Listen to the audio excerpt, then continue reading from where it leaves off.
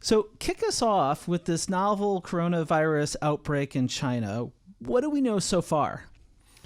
Yeah, so it's a evolving topic for sure. We're getting new information almost every day. But what we do know is that beginning in around December of last year, the Chinese health authorities began to observe a cluster of pneumonia cases.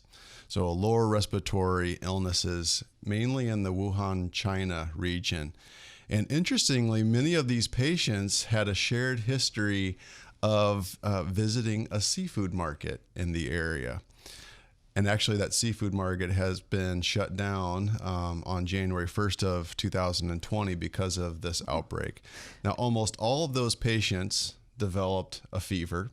About 3/4 had a cough, and about 50% developed shortness of breath and pneumonia-like illness.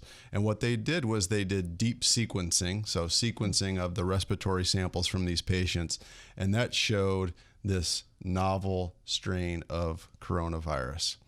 I think it's important to highlight that coronaviruses are pretty common, and a lot of us are infected with the run-of-the-mill coronavirus strains, cause kind of a cold-like illness. But in certain situations, and we've had 3 outbreaks over the last 15 years or so, there can be animal strains where coronaviruses like to hide out in terms of their reservoir, and they can cross over into humans. We had one with SARS in 2003. We had one with MERS coronavirus, which happened in the Middle East in 2012.